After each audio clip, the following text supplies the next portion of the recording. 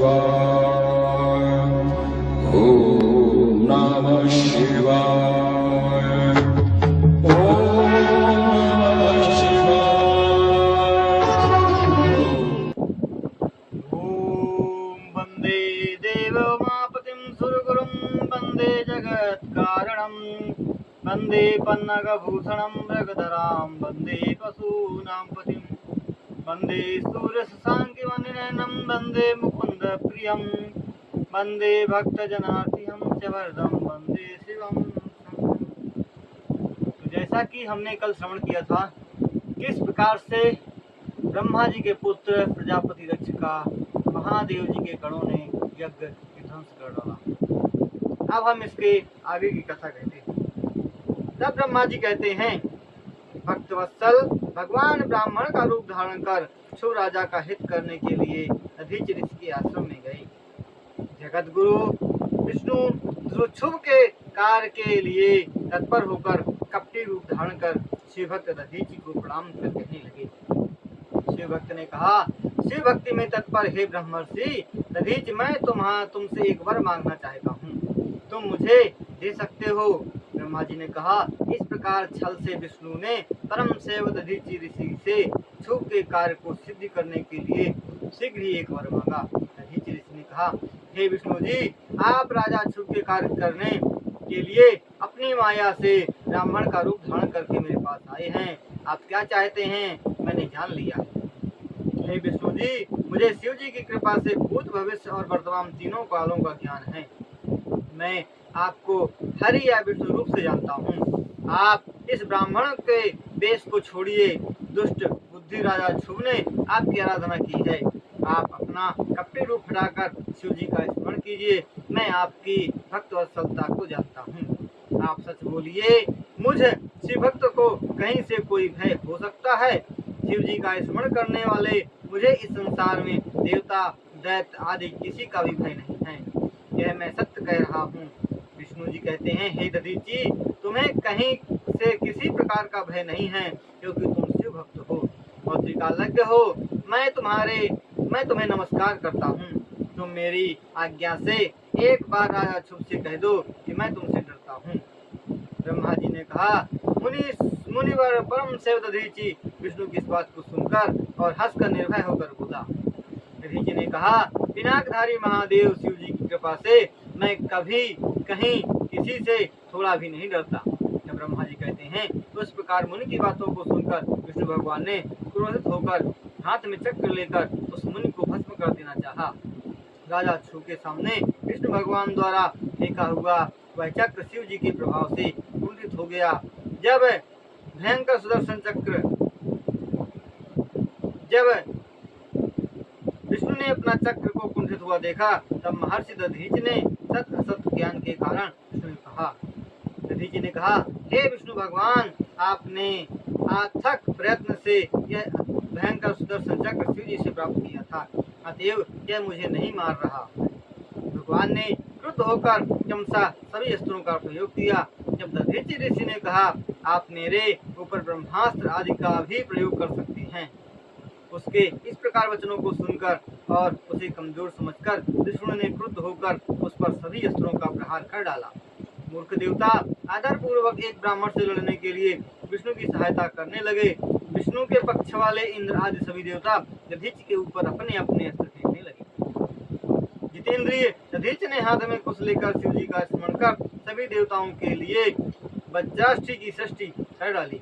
हे मुनिवर, शंकर के प्रभाव से हाथ में लिए हुए उस प्रलय काल की अग्नि के सदस्य भयंकर त्रिशूल बन गए। जब वह शिव जी द्वारा दिया गया प्रलय काल की अग्नि से भी अधिक तेज वाला नुकीला त्रिशूल चारों ओर से जलता हुआ देवताओं को जलाने लगा। विष्णु इंद्र आदि देवताओं द्वारा फेंके गए सभी शस्त्र शिव जी के उस त्रिशूल को प्रणाम करने लगे। शक्तिहीन सभी देवता वहां से भाग गए, केवल डरे हुए मायावी विष्णु वहां रह गए। तदंतर भगवान विष्णु ने अपने शरीर से अपने जैसे पराक्रमी लाखों गणों को पैदा किया। हे देवर्षि, शिव रूपी उस अकेले दधीचि के साथ विष्णु के गण युद्ध करने लगे। उन सब के साथ परम सेवक दधीचि ने अकेले युद्ध करके उन्हें जला डाला। उसके बाद दधीचि ऋषि को चिकित करने के लिए माया कुशल विष्णु ने विश्व मूर्ति रूप धारण कर लिया। जब ब्राह्मण श्रेष्ठ दधीचि के शरीर में हजारों देवताओं तथा चराचर के दर्शन किए। करोड़ों भूत गण तथा ब्रह्मांड उनके शरीर में दिखलाई दिए। यह सब देखकर दधीचि ऋषि ने संसार के स्थिति योग विष्णु भगवान से कहा, हे महाबाहो, अपनी माया को छोड़िए। विचार करने पर यह सब प्रतिभास मात्र है। हे माधव, मैं भी हजारों ऐसे विषयों को जानता हूँ जिन्हें दूसरे नहीं जान सकते। हे विष्णु, मैं तुम्हें दिव्य दृष्टि देता हूँ। तुम मेरे शरीर में ब्रह्मा विष्णु महेश तथा संपूर्ण संसार को सावधान होकर देखो। इतना कहकर शिव जी की कृपा से उस दधीचि ने अपने शरीर में संपूर्ण ब्रह्मांडों को दिखलाया। परम से दधीचि ने शिव जी का स्मरण कर निर्भय होकर विष्णु भगवान को क्रुद्ध कर दिया। हे विष्णुदेव, आप अपनी माया अथवा मंत्र शक्ति का प्रयोग क्यों कर रहे हैं? आप श्रेष्ठ कामना से यत्नपूर्वक युद्ध कीजिए। शिव तेज से युक्त निर्भय उस मुनि के इस प्रकार के वचनों को सुनकर विष्णु ने उनके प्रति अत्यंत क्रोधित हुए। उस प्रतापी दधीचि मुनि के साथ भगवान विष्णु को युद्ध का इच्छुक जानकर सभी देवता वहां से भाग गए। इसी के बीच मेरे साथ राजा छू आया और मैंने बेहोश पड़े हुए विष्णु तथा देवताओं को वहां से हटाया। मेरे वचन को सुनकर कि ब्राह्मण पराजित नहीं हुआ, तब विष्णु भगवान ने उनके पास जाकर उन्हें प्रणाम किया। राजा क्षुभ अधिक दिन होकर मुनिवर के पास जाकर उनसे प्रार्थना करने लगे। क्षुभ ने कहा, शिव भक्त शिरोमणि मुनिवर, आपको दुर्जन लोग देख नहीं सकते, अर्थात आपको शिव भक्त ही पहचान सकते हैं। ब्रह्मा जी ने कहा, इस प्रकार राजा के तथा देवताओं के वचनों को सुनकर तपस्वी दधीचि ब्राह्मण ने उन पर कृपा की। उसके बाद विष्णु आदि को देखकर क्रोध से युक्त व्याकुल होकर दधीचि मुनि ने शिव जी का ध्यान कर देवताओं तथा विष्णु को श्राप दिया। शिव जी कहने लगे, रुद्र की क्रोधाग्नि से इंद्र आदि देवता मुनीश्वर तथा गणों के साथ विष्णु भगवान भी नष्ट हो जाएं। ब्रह्मा जी ने कहा, इस प्रकार देवताओं को श्राप देकर उनकी ओर देखकर मुनि ने शुभ से कहा, हे राजेंद्र, ब्राह्मण राजाओं तथा देवताओं से अधिक पूज्य होता है। हे राजेंद्र, ब्राह्मण ही बलवान और बलशाली होते हैं। इतना कहकर वे अपने आश्रम को चले गए। दधीचि को प्रणाम करके जो अपने घर चला गया। विष्णु भगवान देवताओं के साथ अपने लोक को चले गए। तभी से यह स्थान स्थानेश्वर नाम से प्रसिद्ध है। यहाँ शिव जी का दर्शन कर मनुष्य शिव साहित्य को प्राप्त होता है। इस प्रकार आपसे क्षु और दधीचि का विवाद संक्षेप से कह दिया है। शिव जी को छोड़कर दधीचि ने ब्रह्मा विष्णु को श्राप दिया था। जो पुरुष प्रतिनिधि सुखपूर्वक दधीचि क्षु विवाद का कीर्तन करता है, वह काल मृत्यु को जीतकर मरने पर ब्रह्मलोक को जाता है। इस विवाद का कीर्तन कर जो युद्ध भूमि में प्रवेश करता है, वह अमर तथा विजयी हो जाता है। इस प्रकार महाशिव पुराण के अंतर्गत दधीचि विष्णु युद्ध नामक 39वां अध्याय संपन्न हुआ। तब नारद जी कहते हैं, शिव तत्व के प्रदर्शक हे ब्रह्मा जी, आपने आनंद वर्धक अद्भुत लीला का वर्णन किया है। वीरभद्र द्वारा दक्ष का विनाश कर कैलाश चले जाने के बाद क्या हुआ, आप उसे सुनाइए। उस समय सभी देवता मुनिगण रुद्र की सेना से पराजित एवं छिन्न भिन्न अंग होकर मेरे लोक को चले आए। मुझ ब्रह्मा के नमस्कार कर और अनेक प्रकार से मेरी स्तुति कर अपने कष्ट को पूर्ण रूप से कहने लगे। उस समाचार को सुनकर मैं पुत्र शोक से पीड़ित होकर दुखी मन से सोचने लगा कि मुझे देवताओं को सुखी करने के लिए क्या करना चाहिए, इससे दक्ष जीवित हो जाए और यज्ञ पूर्ण हो सके। हे मुनि, ऐसा सोचते हुए मुझे सुख नहीं मिला। तब मैंने विष्णु का स्मरण कर उचित ज्ञान पाया। उसके बाद मैं देवताओं तथा मुनिजनों के साथ विष्णु लोक को गया। वहां उन्हें प्रणाम कर और उनकी स्तुति कर अपना दुख कहने लगा। हे भगवान, जिस प्रकार यज्ञ पूर्ण हो और दक्ष देवता तथा मुनिगण सुखी हो, वैसा प्रयत्न आप कीजिए। देवताओं को सुखी करने वाले रमानाथ विष्णु भगवान, हम सब आप देवता तथा मुनि आपके शरण में आए हैं। ब्रह्मा जी की बात को सुनकर वह रमापति शिव जी का स्मरण करके दुखी होकर कहने लगे। विष्णु जी कहते हैं, तेजस्वी पुरुष के साथ यदि अपराध किया जाता है तो उसका भूषण क्षमा ही हो सकता है। हे ब्रह्मा जी, इस यज्ञ में शिव जी का भाग न दिलाने के कारण परमेश्वर शिव जी के सामने हम सब अपराधी हैं। आप शुद्ध मन से शिव जी को मनाएं और उनके दोनों चरणों को पकड़कर प्रणाम करें। जिस देवता से के कुपित हो जाने पर संपूर्ण संसार शीघ्र ही नष्ट हो जाता है और जिनके शासन से लोकपालों सहित यज्ञ जीवित रहता है, पत्नी रहित और दुष्ट दक्ष के अपशब्दों से पीड़ित उन शिव जी से क्षमा मांगे। हे ब्रह्मा जी, उस अपराध की शांति का यही सबसे बड़ा उपाय है। इसी से वे संतुष्ट होंगे। मैंने सत्य कहा है, न मैं, न तुम, न देवता और न कोई शरीरधारी मुनि आदि उनके तत्व तथा बल वीर की सीमा को नहीं जान सकते। आत्मा राम उन परम परमात्मा के साथ विरोध करके कौन उपाय किया जा सकता है। हे ब्रह्मा जी, मैं भी आप सबके साथ अपराधी होने पर शिव जी के पास चलूंगा और उनसे क्षमा प्रार्थना करूंगा। तब ब्रह्मा जी कहते हैं, ऐसी आज्ञा देकर विष्णु ब्रह्मा आदि देवों के साथ मिलकर हिमालय में जाने के लिए तत्पर हो गए। उस समय विष्णु भगवान देवता मुनि तथा प्रजापतियों के साथ हिमालय पर्वत पर गए। वह स्थान शिव जी को अति प्रिय है। वहाँ किन्नर देवता अप्सरा योगी सिद्ध गणों से युक्त तथा सर्वोच्च है। वह स्थान मणिमय चोटियों से चारों ओर सुशोभित था, अनेक धातुओं से विचित्र तथा अनेक वृक्षों लताओं से पूरा भरा पूरा था। वहाँ सिद्ध गणों से युक्त तथा सर्वोच्च था। वह स्थान वहाँ अनेक मृग तथा पक्षी विचरण करते थे। वहाँ अनेक प्रकार के झरने थे। वहाँ देवों तथा सिद्धों की स्त्रियां अपने पतियों के साथ पर्वत कंदराओं के भीतर विहार किया करती थी। इस प्रकार के वृक्षों से वह हिमगिरि सुशोभित था। सिंह आदि प्राणी भी क्रूरता छोड़कर वहाँ निवास करते थे। वहाँ सभी प्रकार की दिव्य शोभा के दर्शन हो रहे थे। पुष्पदायिनी विष्णुपति गंगा देवी वहाँ चारों ओर विराजमान है। उससे वह स्थान अत्यंत निर्मल हो गया। इस प्रकार शिव जी के प्रिय कैलाश पर्वत को देखकर विष्णु आदि देवता तथा मुनिवर आश्चर्यचकित हो गए। उस हिमालय के समीप में शिव जी के मित्र कुबेर की दिव्य अलका नगरी को देखा। उनके समीप में कमलवन को देखा, जिसके चारों ओर अनेक प्रकार के वृक्ष पक्षिगणों से निनादित थे।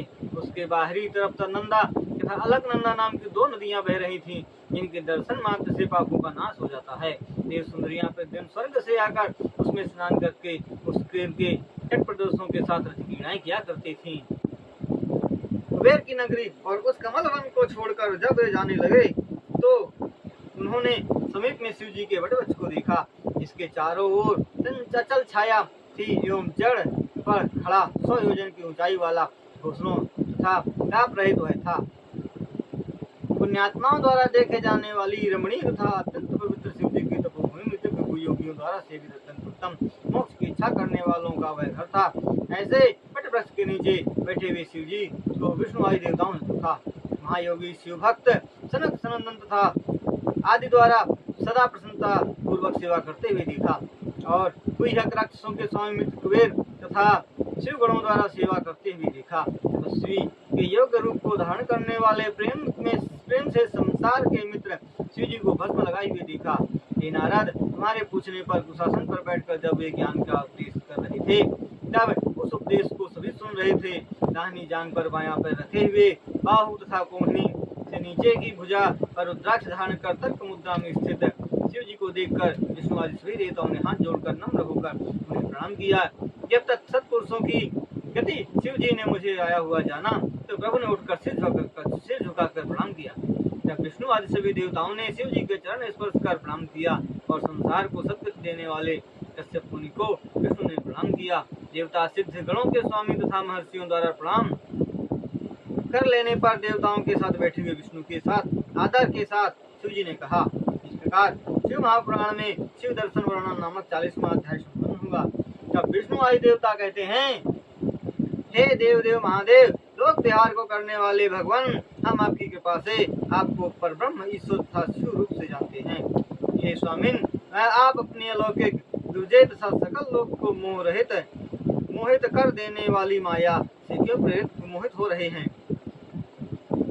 प्रकृति तथा पुरुष के संसार से योनि एवं बीज के आप ही कारण हैं। आप पर ब्रह्म से भी परे हैं, मन तथा वाणी के अगोचर हैं। आप ही अपने प्रभाव से संसार की सृष्टि पालन तथा विनाश करते हैं। अपने अनुरूप शिव भक्ति से मकड़ी के जाल की भांति कीड़ा करते हैं। और शिव जी, आपने ही दयालु होकर यज्ञ की सृष्टि की है और इस दक्ष सूत्र द्वारा आपने ही बेतरही की रक्षा की है। आपने जिन धर्म सेतुओं का निर्माण किया है, वेद मार्ग पर श्रद्धा रखने वाले ब्राह्मण उसी के अनुसार अपने व्रतों का पालन करते हैं। हे भगवान, अपने पराये लोगों के सुख के लिए आप मंगल करते हैं। हितकारी के लिए मंगल, अहितकारी के लिए मंगल, दोनों भावों से मिश्रित पुरुषों के लिए मिला जुला फल देते हैं। सब कर्मों के फल देने वाले सदैव आप ही हैं, ऐसा वेद कहते हैं। और सब प्रकार के यशों के आप ही स्वामी हैं। वेद बुद्धि वाले, कर्म को प्रधानता देने वाले, परम स्पर्शी बातें करने वाले, निंदित विचारों वाले मूर्ख अपने कटु वचनों से दूसरों को दुखी करते हैं। हे प्रभु, भाग्य से मरे हुए उनका आप वह भी वध कर डालते हैं। हे शिव जी, आप हम सब पर कृपा कीजिए। शांत स्वरूप रुद्र पर ब्रह्म परमात्मा प्रकृति तथा पुरुष से परे हो, नीलकंठ वेदा परमात्मा विश्वरूप विश्वबीज तथा संसार के आनंद के कारण आपको नमस्कार है। आप ही ओंकार हैं, आप ही वसटकार हैं, आप सबके आरंभ करने वाले, हंतकार, स्वाधाकार, हव्य कव्य अन्न के भोक्ता भी आप ही हैं। हे धर्मपरायण, आपने यज्ञ भंग कैसे कर दिया? हे महादेव, अब तो ब्रह्मण्य हैं। शिव आपको नमस्कार है। आप यज्ञ नाशक कैसे हो गए? आप ही ब्राह्मणों, गायों, शरणागतों तथा धर्म के रक्षक हैं। सभी प्राणियों को अनंत गति देने वाले हैं। सूर्य के सदस्य अत्यंत तेजस्वी भगवान शिव आपको नमस्कार है। हव, देव, रस तथा जल में आपको नमस्कार है। शिव पृथ्वी रूप तथा सुगंधित, रुद्र अग्नि स्वरूप तथा महातेजस्वी आपको नमस्कार है। ईश वायु स्पर्श आपको नमस्कार है। पशुओं के स्वामी तथा यजमान मूर्ति आपको नमस्कार है। हिम आकाश स्वरूप शब्द मात्र महादेव चंद्रमा तथा प्रवृत्ति रूप आपको नमस्कार है। उग्र सूर्य, कर्मयोगी, काल के भी काल तथा अत्यंत क्रोधी आपको नमस्कार है। कल्याण रूप भीम रूप शंकर तथा शिव आपको नमस्कार है। आप सभी प्राणियों के प्रति नियमन काल में उग्र हैं। आपके हमारे लिए आप कल्याणकारक हैं। महेश्वर, विश्वस्वरूप पर ब्रह्म कष्टनाशक, अंबिकापति, उमापति आपको नमस्कार है। समस्त चर रूप सर्व तथा परमात्मा पुरुष आपको नमस्कार है। सत असत रूप से रहित और मह तत्व के कारण को आपको नमस्कार है। अनेक प्रकार के संसार में उत्पन्न होने वाले नील नील रुद्र, कद्र रुद्र तथा प्रचेता रूप आपको नमस्कार है। भक्तों पर उनके मनोरथों की वर्षा करने वाले सिद्धि दृष्टि आप देव आपको नमस्कार है। देवताओं के शत्रुओं का विनाश करने का वालों में सर्वश्रेष्ठ आपको नमस्कार है। तारक मंत्र देकर छप्पू उतारने वाले सदैव तरुण तेजस्वी हरिकेश नामक देव तथा महेश के लिए बार बार नमस्कार है। देवताओं का कल्याण करने वाले विभु परमात्मा परम काल कंठ आपको नमस्कार है। हिरण्य परेश स्वर्ण के सदस्य उज्जवल शरीर वाले भीम रूप तथा भयंकर कर्म में तत्पर आपको नमस्कार है। भस्म तथा रुद्राक्ष धारण करने वाले, छोटा बड़ा तथा बावना रूप धारण करने वाले आपको नमस्कार है। दूर स्थित तथा आगे चलने वाले का वध करने वाले धनुषधारी, त्रिशूलधारी तथा गदाधारी आपको नमस्कार है। अनेक प्रकार के आयुधों को धारण करने वाले, दैत्य दानवों का नाश करने वाले सद्य नामक सद्य रूप तथा सद्युजात आपको नमस्कार है। राम रूप, कामनेत्र, अघोर, परेश तथा विकट रूप आपको नमस्कार है। तत्पुरुष नाथ, पुरुषा, पुराण पुरुष, 4 प्रकार के पुरुषार्थों को देने वाले गति तथा परमेष्ठी आपको नमस्कार है।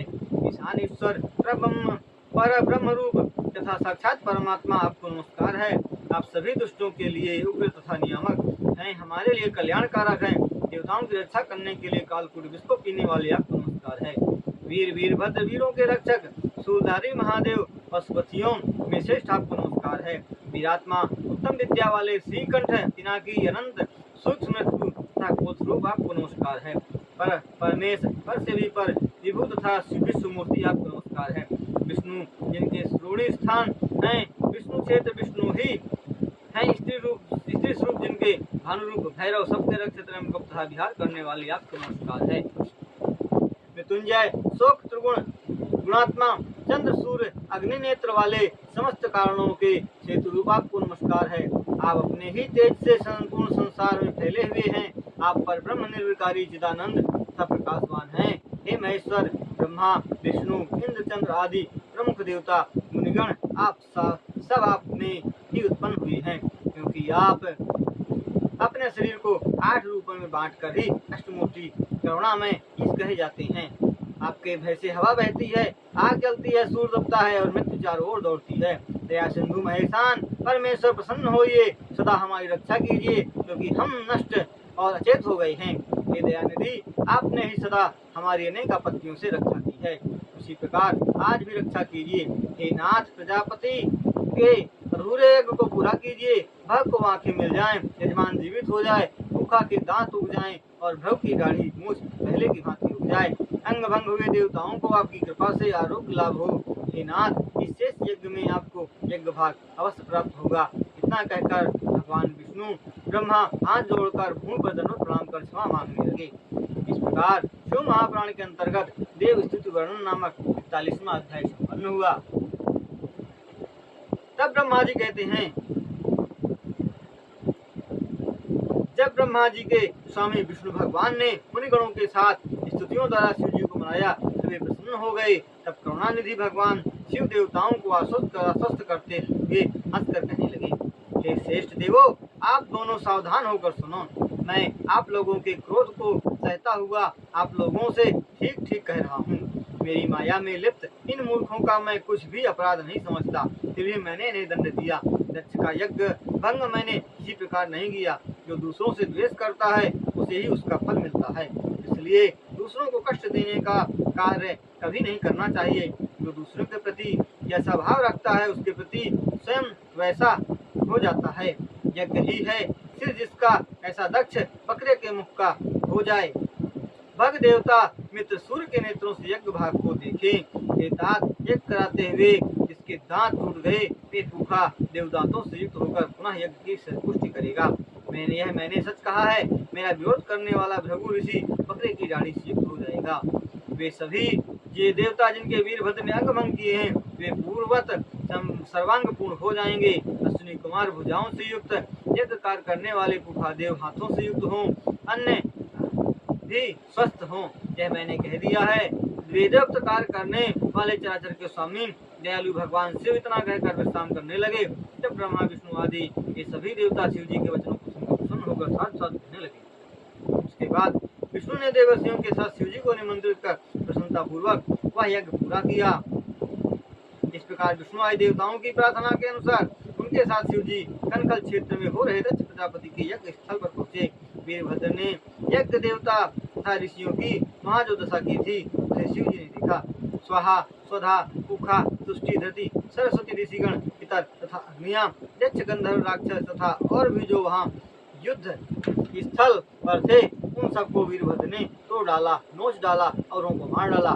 इस प्रकार यज्ञ भूमि की स्थिति को देखकर भगवान शिव ने महान शक्तिशाली गणों के स्वामी वीरभद्र को बुलाकर हंसते हुए कहा, हे महाबाहु वीरभद्र, तुमने यह क्या कर डाला? तुमने तो देवता तथा ऋषियों को बहुत बड़ा दंड दे दिया। तुम शीघ्र ही दक्ष को बुलाओ जिसने यह कृत्य कर डाला, उसी का यह दुष्परिणाम है। तब ब्रह्मा जी ने कहा। शिव जी के ऐसा कहने पर वीरभद्र शीघ्रता से सिर कटे हुए दक्ष को ले आया और शिव जी के सामने रख दिया। संसार का कल्याण करने वाले शिव जी सिर रहे दक्ष को देखकर हंसते हुए वीरभद्र से कहने लगे, इसका सिर कहाँ है? वीरभद्र ने कहा, हे भगवान, मैंने इसका सिर उसी समय यज्ञाग्नि में जला डाला। इस प्रकार वीरभद्र की बात सुनकर प्रेम पूर्वक देवताओं को अपनी कही हुई बात का स्मरण कराया। पहले जो भगवान शिव जी ने कहा था उसे मैंने पूर्ण रूप से कर दिया।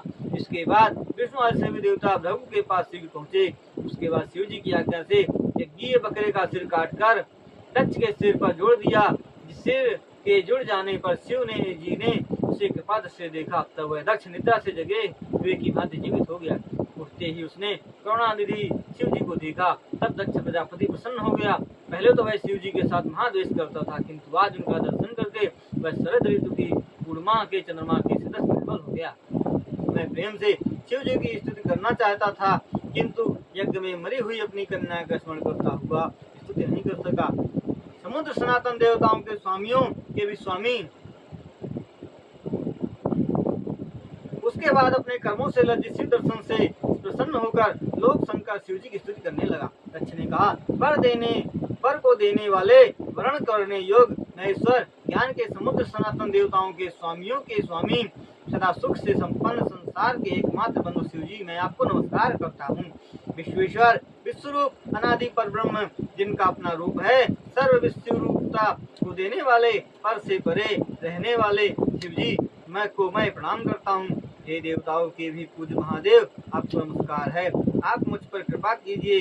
हे कृपा निधि शिव जी, मेरे अपराध को क्षमा कीजिए। आपने दंड देकर मेरे ऊपर बड़ी कृपा की है। मैं मूर्ख हूँ। हे देव, मैंने आपके तत्व को नहीं समझा।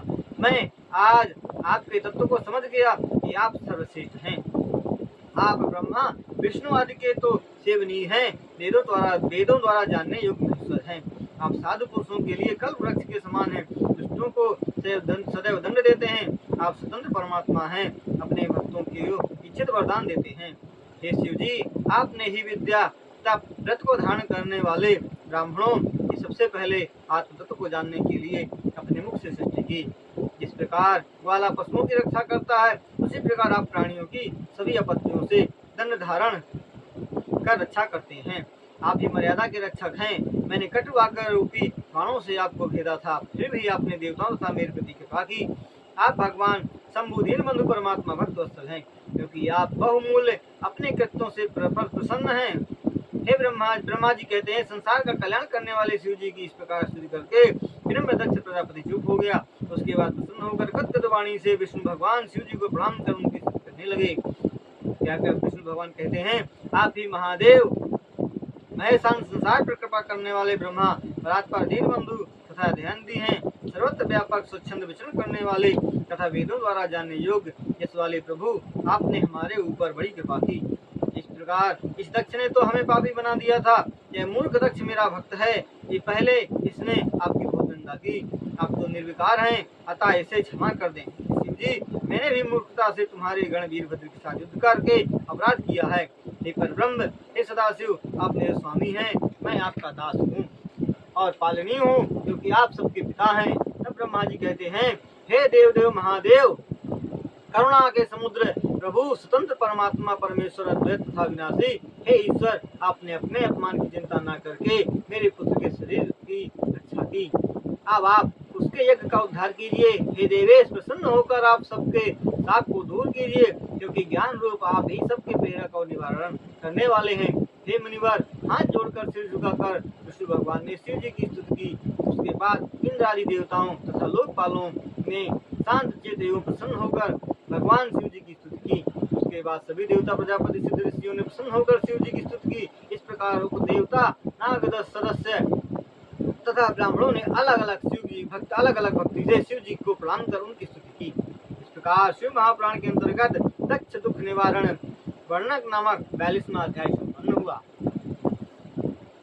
तब ब्रह्मा जी कहते हैं, इस प्रकार मैंने, विष्णु ने, देवर्षियों ने तथा दूसरे उपस्थित जनों ने जब शिव जी की स्तुति की, तब शिव जी प्रसन्न हुए। उसके बाद शिव जी की कृपा से ब्रह्मा, विष्णु, देवता तथा ऋषियों को समझाकर दक्ष से कहने लगे।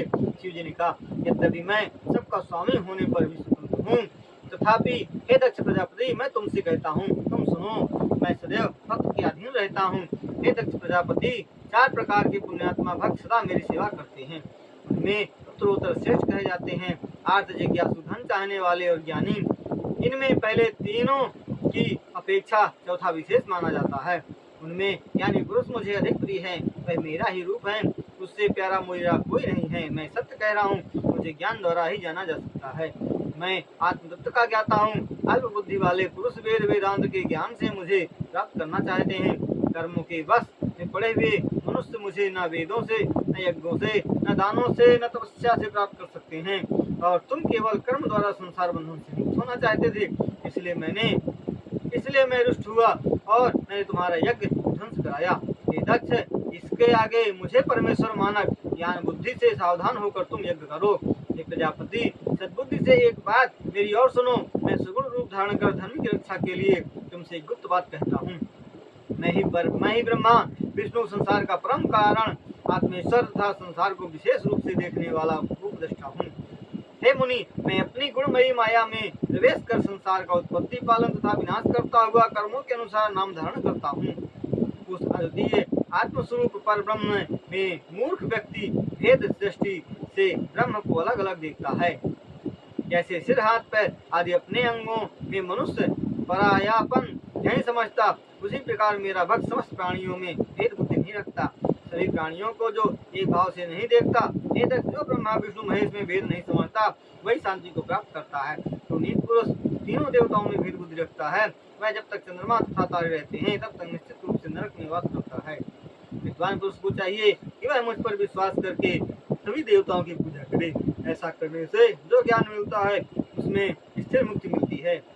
ब्रह्मा की भक्ति किए बिना विष्णु की भक्ति प्राप्त नहीं होती, और विष्णु की भक्ति किए बिना कभी मेरी भक्ति प्राप्त नहीं होती। इतना कहकर सबके स्वामी परमेश्वर शिव जी कृपा करके सबके सामने कहने लगे, विष्णु भक्त होकर जो मेरी निंदा करे और शिव भक्त होकर जो विष्णु की निंदा करे, तो उन दोनों को यह साफ है कि उन्हें सत्य ज्ञान की प्राप्ति नहीं होगी। ब्रह्मा जी ने कहा, शिव जी के सुगत इन वचनों को सुनकर हे मुनि, देवता, मुनि आदि प्रसन्न हो गए। कुटुंब सहित दक्ष अत्यंत प्रसन्न होकर शिव भक्ति में तत्पर हो गया, और देवताओं आदि ने भी शिव जी को समस्त लोक तथा लोगों का स्वामी स्वीकार किया। परमात्मा शिव जी की इस प्रकार इसने स्तुति की, संतुष्ट होकर शिव जी ने वैसा ही वर दिया। शिव जी द्वारा सिखाए गए शिव भक्त दक्ष ने प्रसन्न होकर हे मुनि शिव जी की कृपा से अपने यज्ञ को पूर्ण किया। दक्ष ने शिव जी को उसका संपूर्ण भाग देकर अन्य देवता तथा ब्राह्मणों को भी उनके भाग शिव जी की कृपा से प्राप्त कर दिए।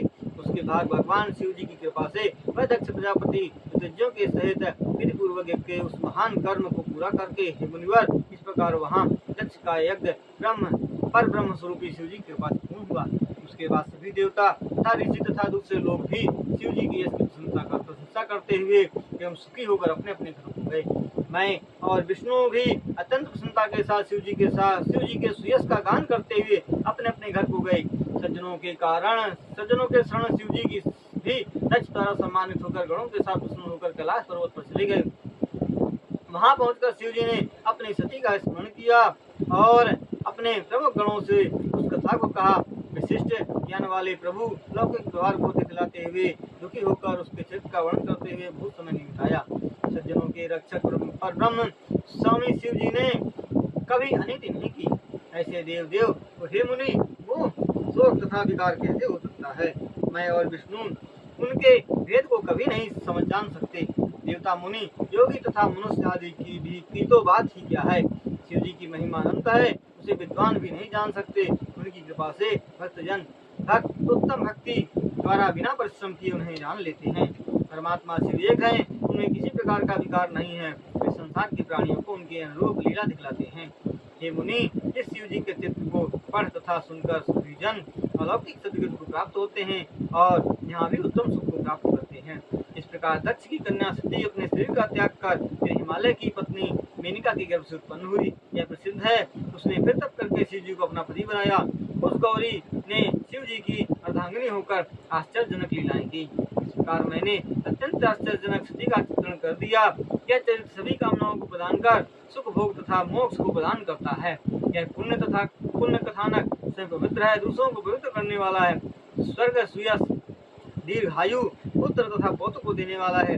जो पुरुष भक्ति युक्त होकर इस कथानक को सुनता है तथा भक्त पुरुषों को सुनाता है, हितात सभी शुभ कर्मों को करने वाला वह पुरुष परम लोक में जाकर सर्वश्रेष्ठ गति को प्राप्त करता है। मेरे इस शुभ कथानक को जो पढ़ता अथवा पढ़ाता है वह संपूर्ण सुख भोगों का इस लोक में भोग करके अंत में मोक्ष को प्राप्त करता है। इस प्रकार शिव महापुराण में दक्ष यज्ञ अनुसंधान वर्णन नामक 33वां अध्याय संपन्न हुआ। यह द्वितीय रुद्र संहिता अंतर्गत द्वितीय सती खंड समाप्त हुआ।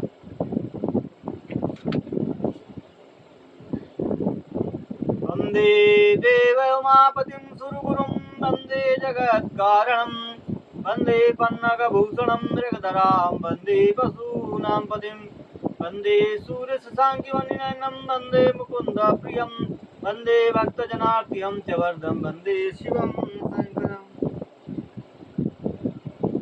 अब हम कल से शिव महापुराण के द्वितीयाम रुद्र संहितायाम तृतीय खंड पार्वती खंड शुरू करेंगे, क्योंकि रुद्र संहिता में कई खंड हैं। तो तीसरा खंड शुरू होगा पार्वती खंड। इसमें हम माता पार्वती जी के जन्म के विषय में और उनकी तपस्या के विषय में सारी की सारी जो कथाएं हैं वो कहेंगे।